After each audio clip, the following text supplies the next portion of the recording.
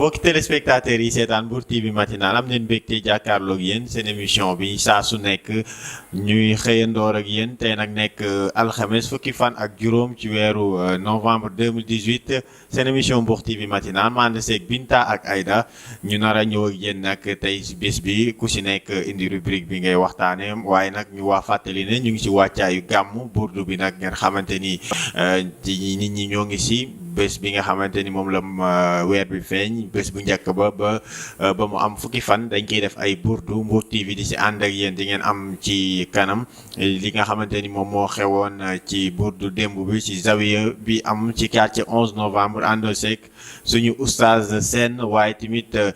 yeneen i wàccaay ci li nga xam ne moom moo jëm ci wàllu mawlud 2018 bi ci diwaanu Tivaouane noonu lañ ci ànd ak yéen Binta maa ngi lay nuyu na nga def.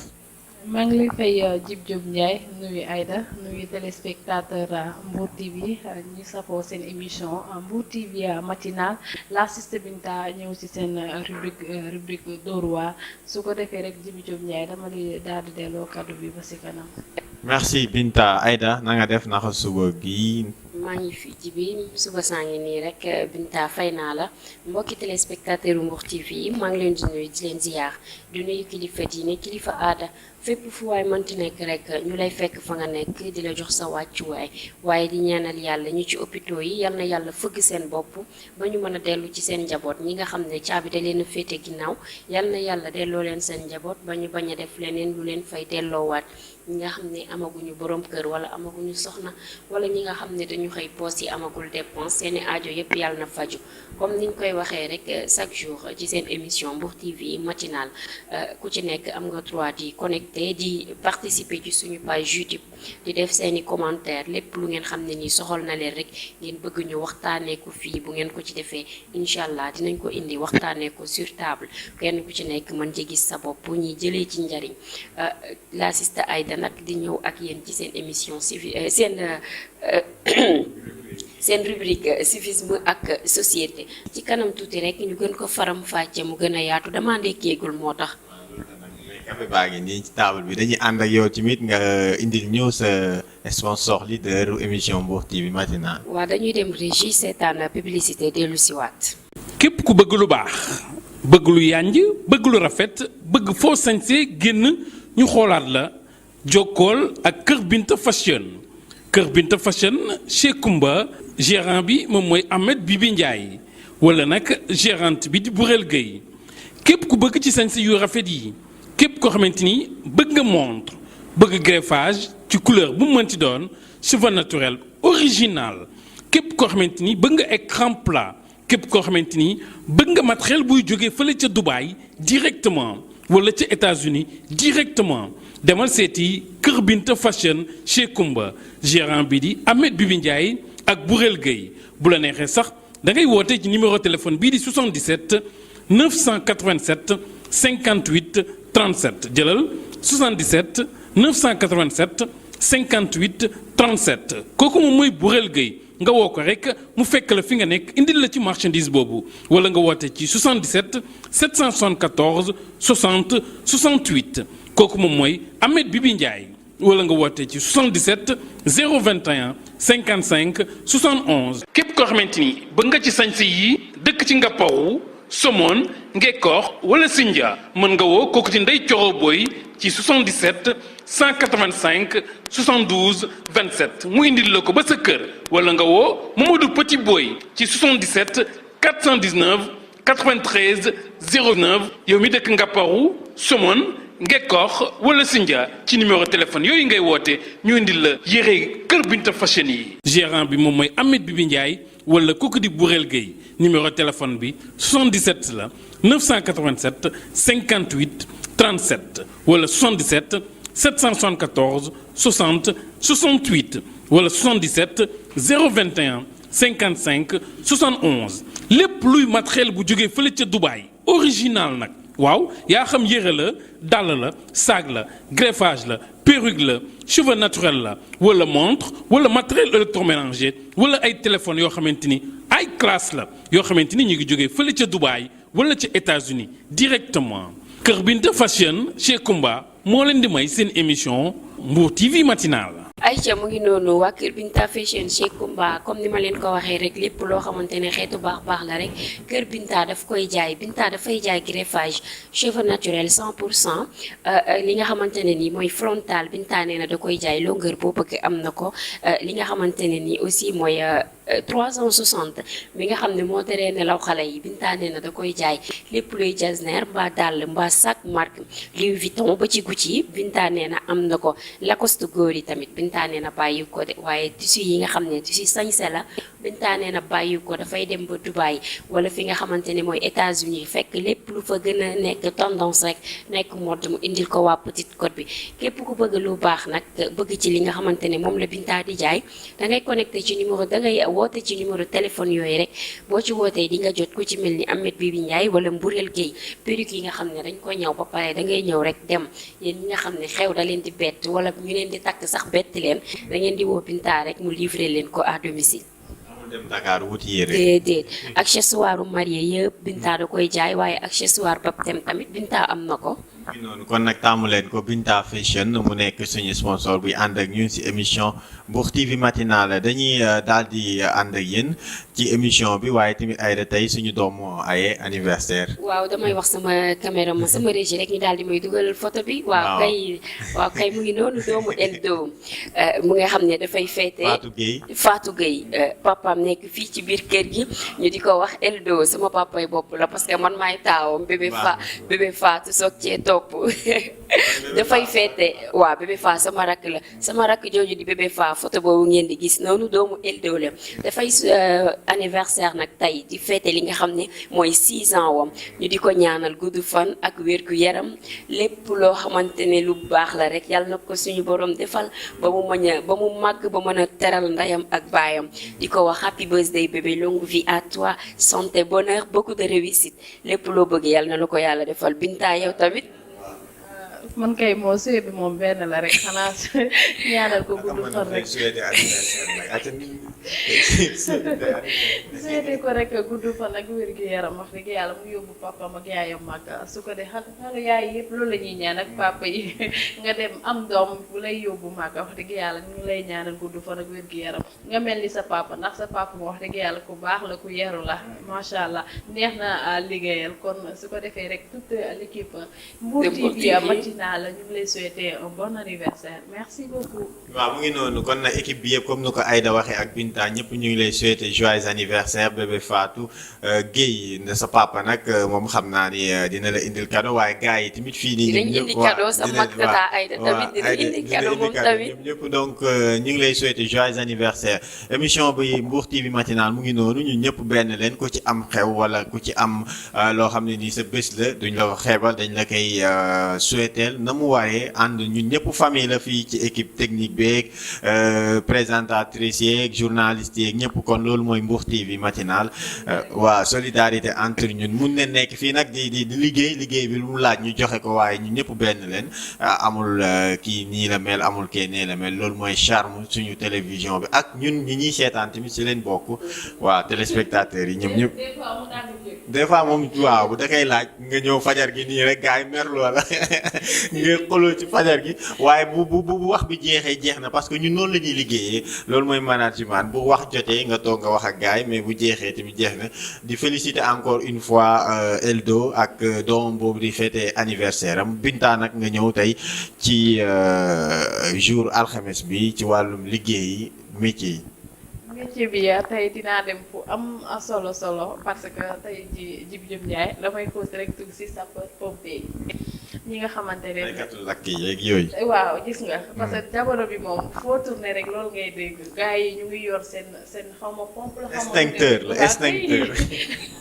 billaay non mais attends loolu Aïda il faut nga wax ci après parce que xale jigéen yi léegi ñoom dañuy foo que démb maa ngi gis benn vidéo xale bu jigéen yi ay ñetti jigéen naan waaw ñun pare neen ku ci nar a takk ñaareel rek dañ lay taal.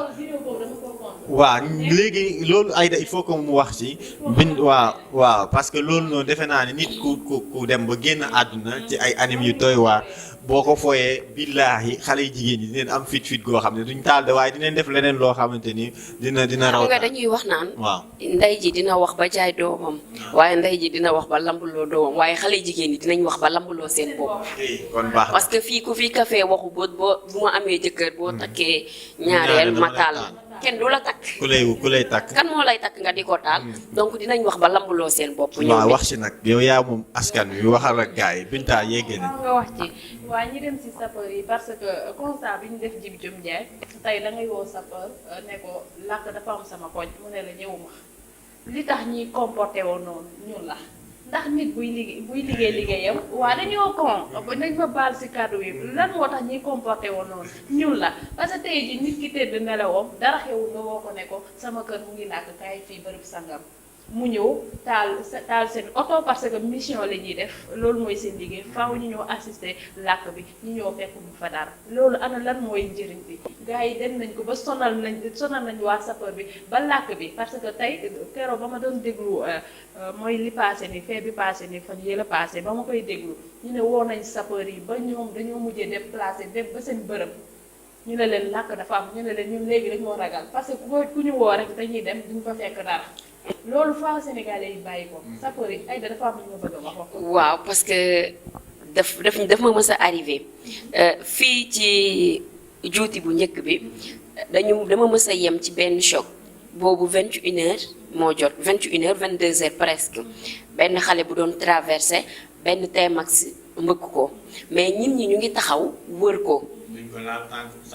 ñu ngi taxaw wër ko mais kenn amu ci xelu woo sapeur ñu ngi taxaw man maa yëkkati sama téléphone woo sapeur te pourtant xaw naa soriyantu sax ak fi choc bi am parce que man maa ngi taxawoon ci beneen voie bi maa yëkkati sama téléphone woo sapeur mais bi ma wootee bi ñu wuyoo dañ ma ne yow miy woote yow la kan sa pièce d'identité lan moo ci nekk waaw dañ lay identifier ma wax ko mu ne ma numéro téléphone bi nga may woowee nii jox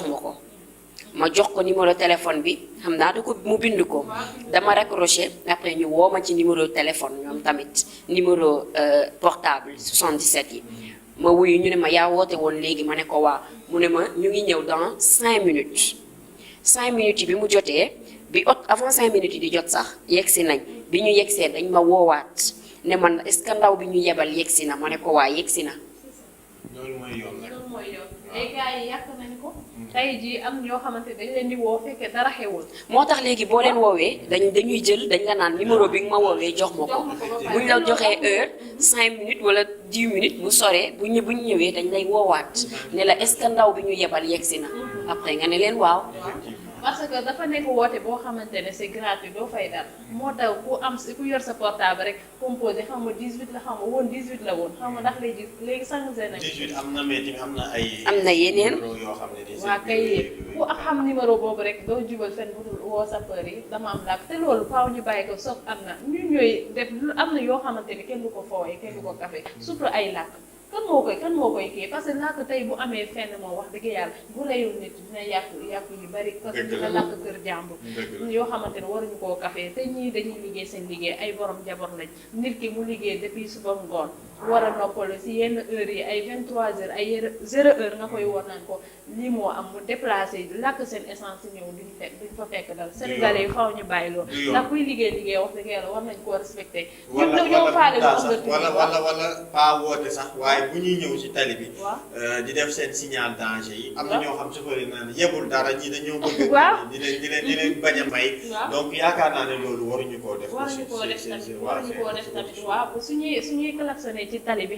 nañ xam urgence c'est urgent parce que ñoom loolu mooy seen liggéey mais des fois nga seen leen man dama ne Sénégalais lan moo tax ñi ñemee homme de tenue yi moo ma jaaxal parce que nit bu demee ba sol tenue dara la tey li mu mën a def yow mënoo ko def parce que yow li muy def ak sa liggéey bokkul lu war nañ leen jox respect boo xamante ni moom lañ moom mais lu ne ngay dégg ci tali bi lu ne ngay dégg moom ñun dañ leen di faalewu ñu leen tey faale lu mooy lan ñoom seen faale wuñ la te buñ la bëggee denc lu la fa te lépp lu xew rek ñoom la ñuy woo ñoom moom faaw ñi respecté leen Djiby Diop Ndiaye ndax seen liggéey bi dafa laaj na sawarte bu baax a baax ndax ñu ngi koy def ni mu waree tamit ndax bu dara xewee rek soo leen wooyee rek du ñu négliger benn muy policier muy gendarme comme de tenue nañ leen respecté ndax yàlla moo leen respecté ku dem ba sol tenue rek xamal ni dara la dara la ci biir dëkk bi. ci biir faaw ñu wax loolu. effectivement am na solo trop parce que sapeurs yi ñoom tamit dañ leen di bàyyi ñuy def seen i liggéey waaye tamit chauffeurs yi daw ci tali bi bu ñu gisee oto sapeur buy ñëw dañ ko may yoon. sapeurs yi man Sénégalais respecté ñu ni sapeurs yi moo ma jaaxal. waaw loolu tamit loolu Sénégal ñu ne Sénégal ñoom ko dul dóore di nga xam nga sapeur moom doo ko gis muy gaaw di dóore ñoom moom day ñëw di leen dimbale te yaakaar naa ne ku su lakk amee kuy njëkk a ñëw ne leen ñoom jaral na leen seen bakkan si lakk bi loolu la ñu loolu mooy seen waaw seen début sauver ou périr maanaam jaral na leen ñu sauver nit tey ba des ci te bari nañ ñu boo demee tey camp sapeur yi di nga gis ñu def benn tableau wane fa photo ay sapeur yi nga xamante ni lakk dañoo dem gaañu si biir lakk ñu tuddee leen donc les soldats du feu il faut que gars yi jàppale leen seen wàllu liggéey ñu xam ne ni ñii askan wi la ñu nekkal waaye timit nañu bàyyi di yee fitna xale yi nañu bàyyi di yee fitna naan ay taal ay lakk fii ay taal waaw ku ko fi wax rek kenn du la takk parce que kenn du la takk nga di ko taal am na ñoo xam ne dañ koy café sax mën na bañ a nekk ci seen xol waaye da leen di lambuloo kenn du la takk mu ngi noonu kon nag tey indi nga lu am solo Binta muy liggéey sapeur pompier nekk nag les soldats du feu ñi nga xam ne bu accident amee da ngeen di gis foofu noonu gàmmu gaa gi ñëw na gars yi daw ndànk oto yi daw ndànk waaye tamit bu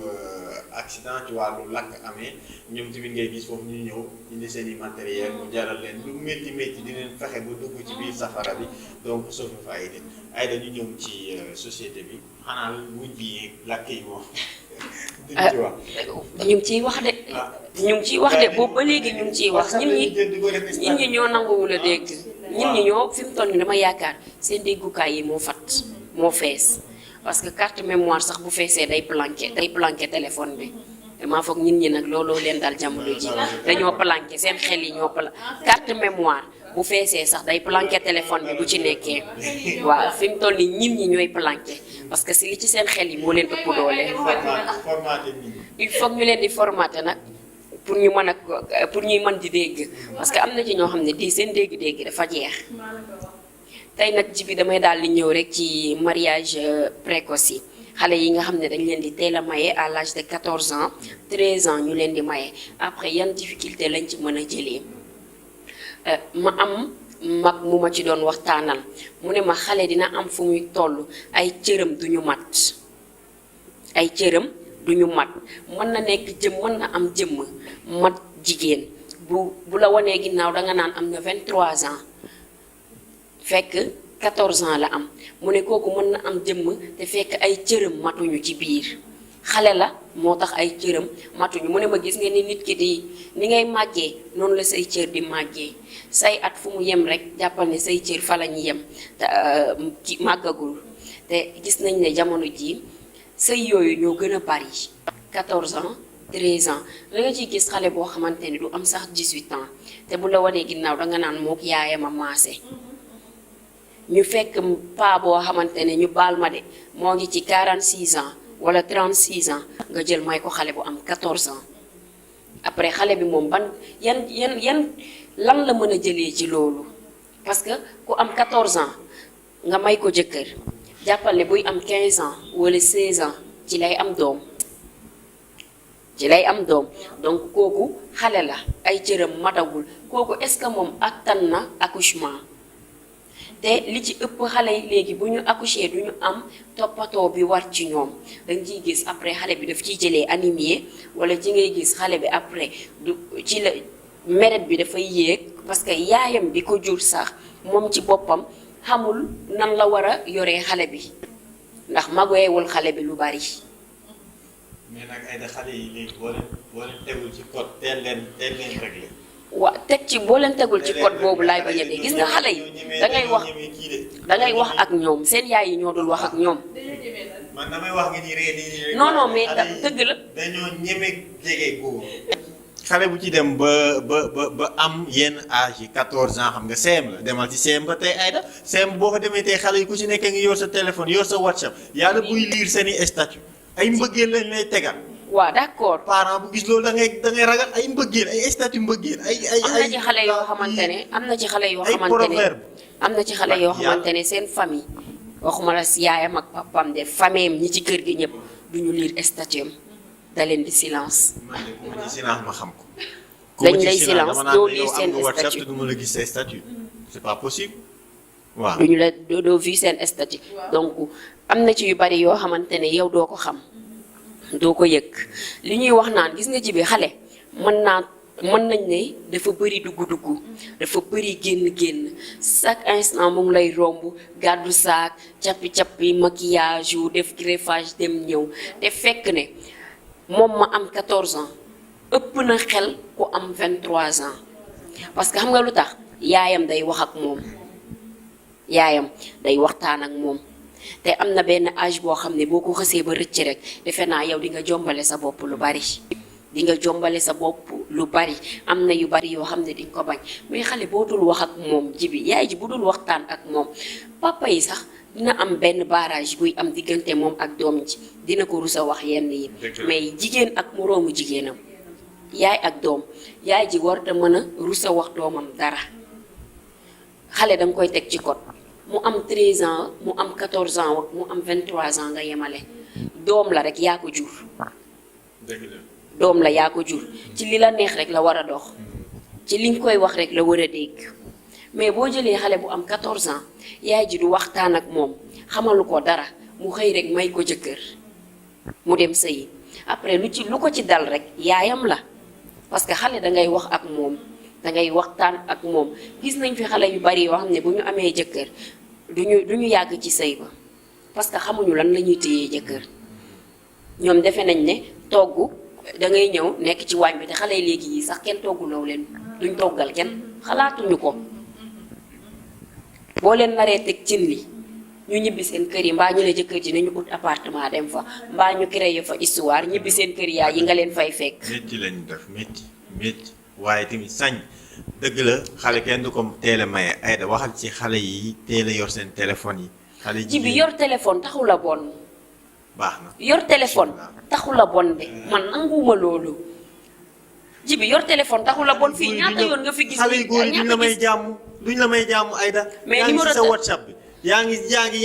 xale yi seen bopp ñoom ñooy incarné loolu Binta xale yi ngaa gis ay xale yu def statut d'accord xale ji bi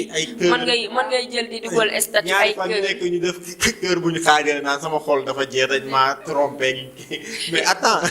d'accord loolu yëpp dëgg la mais dama ne la ji bi mën nay dugal statut mais xale bi xam na moom mooy kan waaye da cee bariwul da cee bariwul xam nga Ousmane Seck way na benn way mu ne di nga yar sa doom ci biir kër gi mu génn mbedd mi yàqu ko soppi turam soppi jikkoom ak mu fay bari Aïda jamono ji xale yi dañoo sopp wala booy tuddee leen tur dañoo dañ kumpa d'accord mais gis nga kumpa moom day bëgg xam lépp d'accord gis nga dama ne la jibi man toor bi man parents yi laa ko teg surtout mère de famille mère de famille mais parents mais ñoom ñoo war a veiller ci seen doom yi te duñ ko def xale dina ñëw di nga jur sa doom nga yar ko mu génn mbedd mi soppi ko àdduna bi moo jaxasoo léegi àdduna bi moo jaxasoo d'accord naa xale yi tamit lu njig njaag ñoom ñooy njaag lu njig njaag ñoom ñooy njaag parce que danga ciy gis xale boo xam ne dafay sóoru koo xam ne nii bëgg a génn ak moom ñoom xaaratuñ sax nga doxaan leen xam nga lan la ñuy wax toog naag benn ay xalem ñu jógee seen école ñu fekkante ci tailleur bi ñuy jël ñaw ma toog ci biir ñoom ñu toog ci biti ñuy waxtaan léegi benn morom bi ne ko dama laa nopp amatul fenn waaw da nga koy gis mu gis da ngeen di gisante bokku place toog wala ngeen daje ci benn milieu ngeen xaritoo génn ga commencé na dama laa nopp amatul fenn yow moom dangaa xeew wi kenn waxatul nit dama laa nopp wala nañ bàyyante da ngeen di sentirante génn sentiratoo leen ku nekk dem ñoo ko wax boo leen ñëwaatee nekkal ñoo ko man de maa ko dégg sama nopp bii ba ma ko may xale yi di ko wax rek ma génn ne ko yow moom dinaa la booleeg sa yaay mu rée bay bëgg a dee ni ma ñun dañuy waxtaan rek kon ay xaaral ba suba xam nga wóor ndeysaan bu la nit bëggee da ko daan dinaa xalaat su ma déggee gis nga maa ngi wax mais loolu amatul léegi am na benn vidéo bu ñu def benn waay bu fàtte téléphone am dégg naa këram xawma lan codé wu ko waaye waajur bu ci jël téléphone doomam ne ko dindil ma code bi ma xool da ngay xam dootoo ko mën a xale yi am nañ fit goo xamante ne nii waaw fii ci benn fii laa ko doon déglu benn émission nee na doomam bu jigéen nee na benn jour la dem ma ne kii ay 21h lay tëdd moom ndekete xale bi bu duggee sàmbaram benn 3h du matin lay tëdd. nee na benn bés daal moo toog papam nee na benn bés moo toog xelam daal di ñaaw ci moom ma ne kii xaaral ma ne ko abal ma sa téléphone. nee na doomam bu jigéen da koo jox téléphone mais dafa mujjee waaru la def. jour boobu. nee na xale nee na téléphone amul problème mais xale yi nee na téléphone amul problème. non am na problème am na xale dama ne la am na xale yoo xamante ne nii. mais kooku. bul wóolu dafa kenn ne da koy yóbbu hôpital. est-ce que xale yooyu gis nga yow seen téléphone. kooku dafa xam góor. waaw ndax la allahu akbar. loolu la wax nee na xale bi ak bu mu am parce que day simee ku taatu ne. ak xale bu góor. Binta merci. Binta coupé. waaw su ko waxee rajo la. ñëpp a ko dégg li may wax ni bu dee du lu am. ñu may seetaan xam nañu bu baax. dëgg la xale yi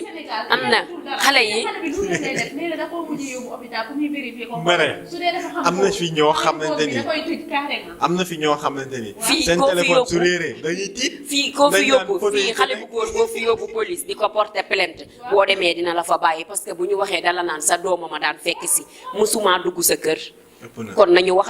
ak seen doom yi lañ war a waxal. gars yi dañuy mais fii xale bu góor boo fi yóbbu police ne ko dama koo porter plainte ñu teg ko mu ñëw toog. da leen naan laaj leen paa bi ndax mës na maa gis këram.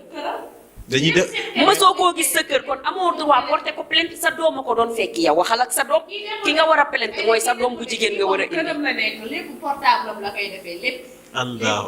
mais gis nga koo fi c'est la fin du monde réew mi tas na. gis nga jibi wax bu jotee da nga koy wax bu jeex liñ naan yax da nga koy toj ca digg ba wax da nga koy tasaare ku nekk xam fa nga féete ku ne xam ne yaa moom wax ji gis nañ fi yaay yoo xamante ne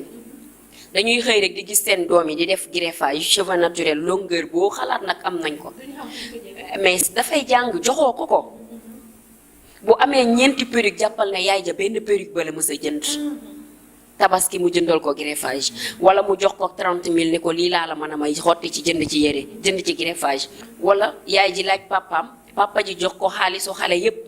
mu séddale ku nekk lii nga war a am yow miy jigéen ñu yëkkati 30 000 ne la sa njëgu yére ak sa njëgu léttu xale yi léttootuñ tabaski cheveux naturel la ñuy concours dañuy dem jënd nga gis ko mu 30 000 francs mënoo cee am 3 mètres jesner matu ko sax bëgg cee am ñaari paquetu greffage cheveux naturel bëgg cee am frontal wala nga jënd ci dàll ak saak mënta nekk tabaski jouru tabaski jot nga gis ko mu sañse ba jekk def perruque bu gudd laajoo ko fu mu ko jëlee de nga gis ko mu sol jasner laajoo ko fu mu ko jëlee. duñ tal sax di vérifier yooyu. biñ ne suba la tabaski dem na marché jënd na mbuusam ba mu fees parce que promo ba day yomb da ñëpp ay wanteer seen bagage yi nga jënd indi 30 000 francs est-ce que doom ja mën na caa jënd loolu lépp lan moo tere la yaay ji laaj ko fan la ko jëlee.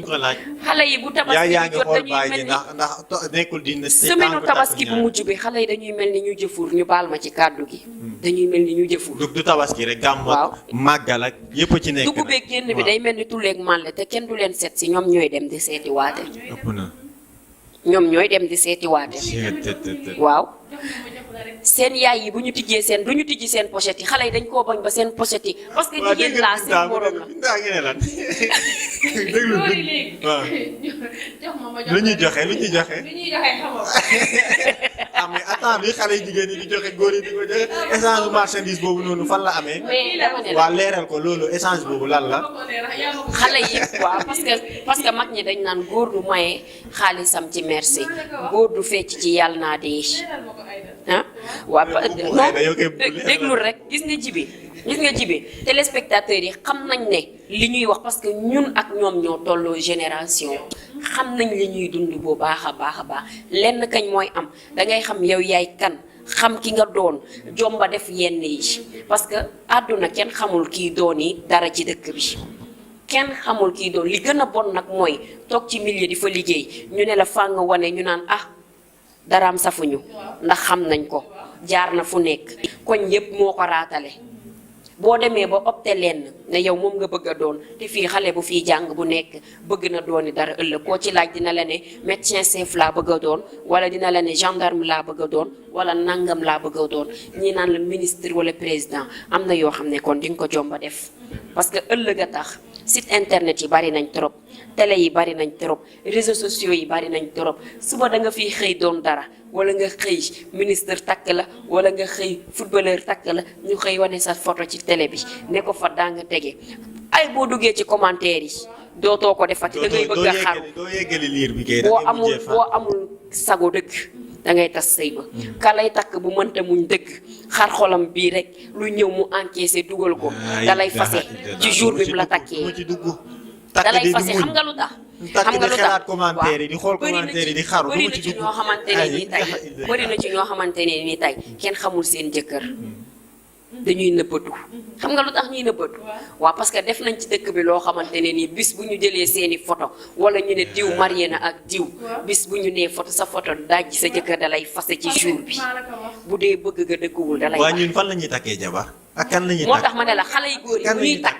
bu ñuy takk dañuy muñ rek gëmm takk mais boo bëggee gëstu doo takk da ngay gëm yàlla rek nga takk mais boo bëggee gëstu li nekk ci dëkk bii wala sa jaar-jaaru ki nga bëgg a takk doo ko takk ndax lan doo ko takk doo takk xam nga lu tax doo takk xam nga lu tax doo takk mës naa def lu ne weng ci dëkk bi ñu riiral ko 1 mois keneen def beneen ñu suul bosam yëkki kooku léegi yow boo bëggee gëstu jaar-jaaram doo takk ji bi yaa ma gën a xam li ma lay wax ci dëkk bi nga dëkk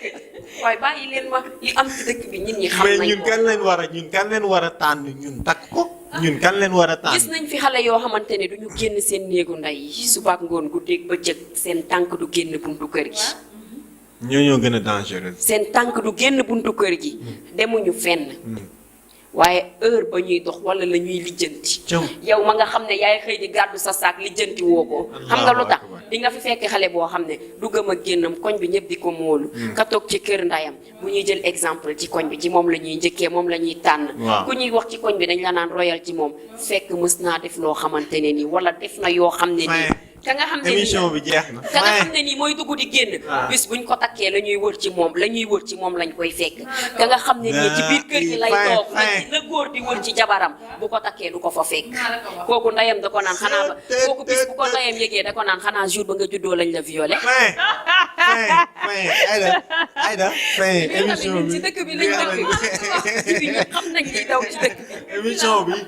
fin na dañuy c'est que xam nga problème bi mooy wax dañ koy toj wax kenn du ko raay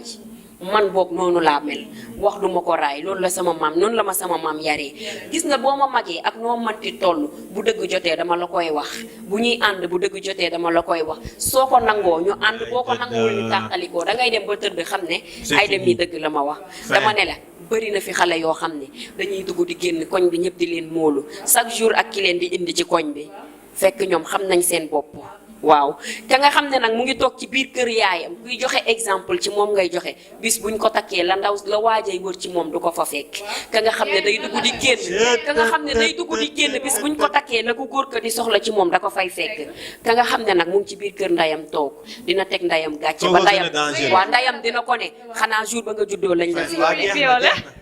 amatul sax solution parce que yaayam xamul kañ la génn